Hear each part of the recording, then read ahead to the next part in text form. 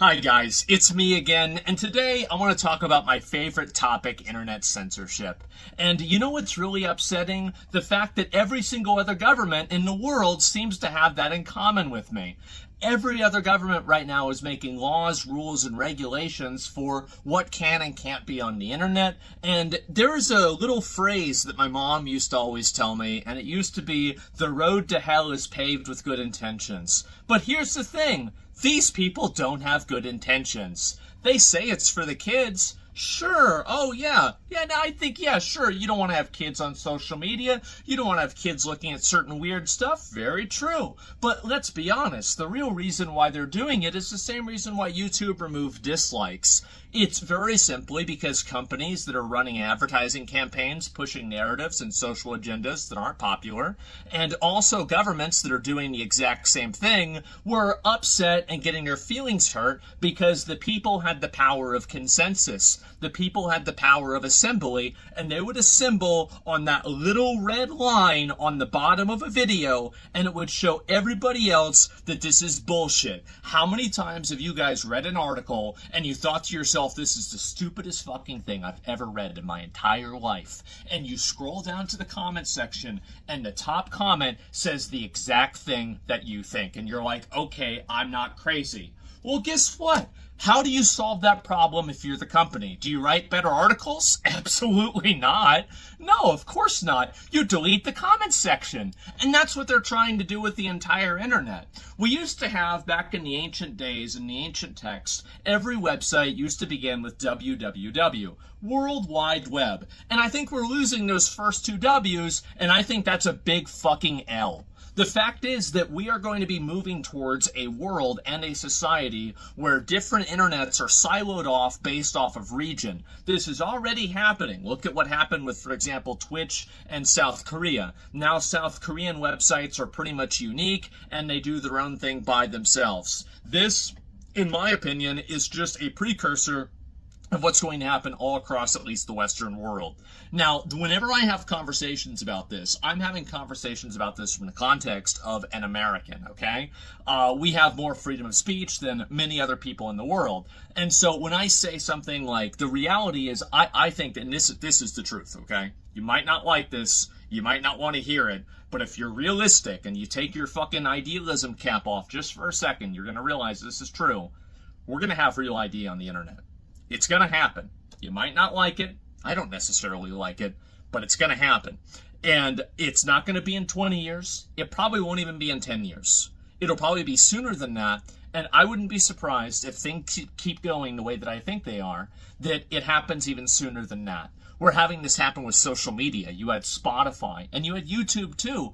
And YouTube and Spotify are asking for your IDs now to make sure that you're not underage. And they have an AI checking system. So if you say it's lit or on God, you instantly get sent to YouTube Kids, which honestly, I kind of think that's doing everybody a favor, right? But the reality is that YouTube and Spotify shouldn't be the ones that are doing this. They should not be the ones handling your driver's licenses. They shouldn't be the ones handling your personal information. How'd that go with the T app, by the way? So in case anybody doesn't know, the T app was an app made for fat, ugly, middle-aged women to post pictures and henpeck men who didn't call them back after the first date because of the obvious reasons. And guess what happened? Well, in the most pristine and pure version of karma possible, all of these women who had their information, were putting out their information to, basically like posting the public information of these men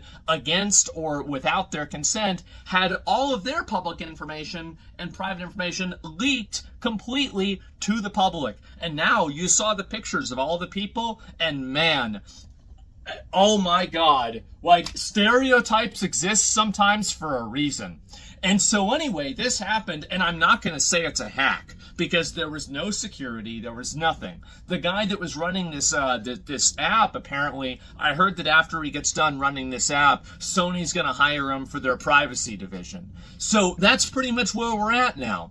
And I don't want to have YouTube get hacked. I don't want to have Spotify get hacked. The reality is that we need some degree of authentication token in verification or some sort of third-party thing that verifies that maybe you are an adult or you are an actual person, you are above this age, but it does not provide that information to the end user or the end company that's actually trying to verify this. We need a validation token system. And if we don't have this, and I know people might say, no, we're not going to have any of this, it's bad. Yeah, you're going to get it, okay? It's going to happen. You can get mad at me all you want, but just wait and see. So I think we need a validation system. We need a way that has actual accountability to make sure that people just don't get their shit leaked when one of these accounts or one of these websites gets leaked.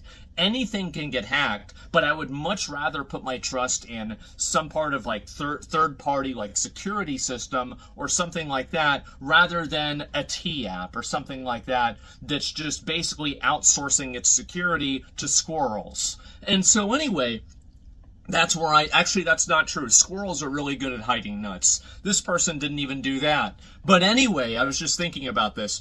The fact is that, yes, this is where things are going, and the internet is doing this. Why is this happening? It's not happening to protect the kids. It's happening to protect the people and the companies that are in power to make sure that narratives go unchallenged. And if you don't, the thing is, like, I don't even have to make a 1984 analogy because we can just make a 2020 analogy. Look at what happened with COVID. Do you even for a second think that's not what's happening? Of course it is. It's happening right in front of us because it just got done happening. And do you really think that all the people are like, the censorship game's up. Well, I guess it's time to go home and let's have everybody have freedom of speech now. No, they're planning their next method and their next move. And guess what? They just showed us our side of the board, their side of the board. This is what's happening right now. And I'm very concerned about this because I don't want to see the internet siloed away. I think that one of the best and most enriching things about the internet is the fact that everybody in the whole world can go on and talk with each other, basically. It's something that expands people's horizons. I think it both creates and also gets rid of xenophobia. And I think that the truth is that it gets rid of it a lot faster than it makes it. I think that if you can just talk to somebody from another country, from another place, you just have a straight up conversation with them. It's a lot easier than hearing what the media is trying to make you think this country is like. And I feel like there's been a lot of cultural understanding that the internet has created that weirdos and people that have agendas never like to acknowledge. I've been more enriched in my ability to understand the rest of the world because of the internet than anything else ever. And I would hate to see that not be an option for other people in the future, but it sure seems like things are going that way. I think the real problem here, by the way, isn't with companies doing this, okay? The companies are just pulling the trigger. You should look at the person who's loading the gun and who made the gun. And that person, that's the government. And so the fact is, in telling them to pull the trigger, the fact is that these companies are not doing this because they want to do it. They're doing it because they're afraid of not doing it. So what we need to be more vigilant of and there needs to be more advocacy of is, number one, privacy laws. I think that if a judge issues a subpoena and a person is doing something and there's reasonable cause and there's evidence and everything, I think, of course, their information should be turned over to the government. Like, duh. I mean, of course, that's the way anything is. That's the way it is now. But the truth is that I don't want to have the government that just has, they can just read what you're doing on the internet all of the time. And unfortunately, it seems like that's where we're at. And I understand if you've got nothing to, if you've got nothing to hide, you've got nothing to fear. Yeah, definitely. Well, what happens whenever they change what to hide?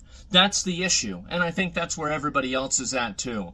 I don't want to have my internet be controlled by the 20 most annoying Karens that are either in Collective Shout, that are in the T app, or that are in Congress.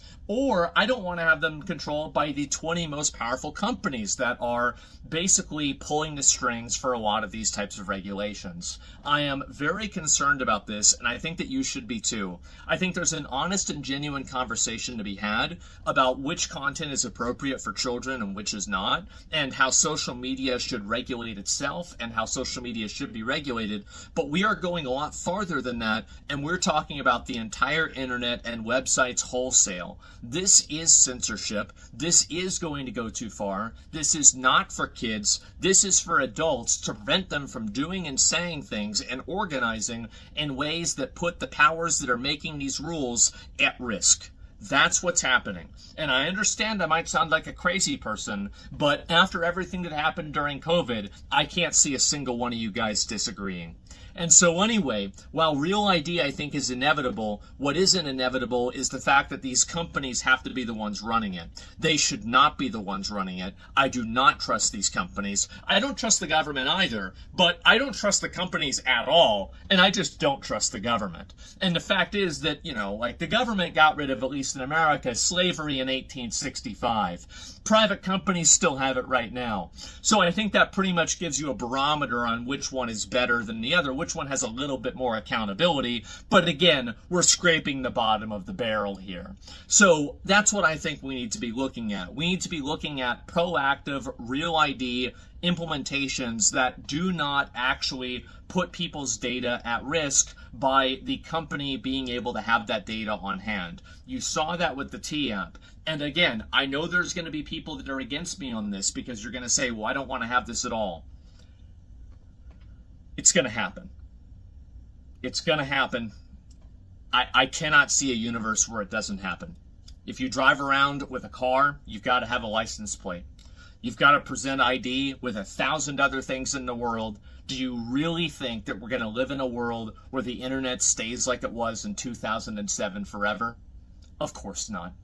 And I'm worried about that because there are some great things about that. There were some not so great things, but I'll be honest, the people that are trying to control to get rid of the not so great things, they're also doing that as a massive Trojan horse to censor and control discourse on the internet and to have a effective lever that they can pull in the future if they need to shut down a certain type of conversation. You're already seeing this in the UK, which right now is one of the worst Western offenders. And I think that entire ideology is going to be exported to the rest of the West and the rest of the world, as it already has been in some places like China. And so I don't want to see that happen. And I wanted to make this video and spread awareness and let you guys know what's going on. I'm busy today. I've got a lot of stuff to do. I wanted to make a quick video and talk about this. Be vigilant, be proactive, and don't let these companies try to take all of your information. Again, information and some degree of verification is, I think, inevitable, but it certainly shouldn't be coming from these private companies because they are the easiest ones to hack. And if you don't believe me, look at Sony. So anyway, guys, thank you all very much for watching. I really want to hear what everybody thinks in the comments. I think this is going to be an ongoing conversation for the next, unfortunately, 5 to 10 years. And it is a losing battle, but I would rather lose in a way to where we don't lose complete anonymity.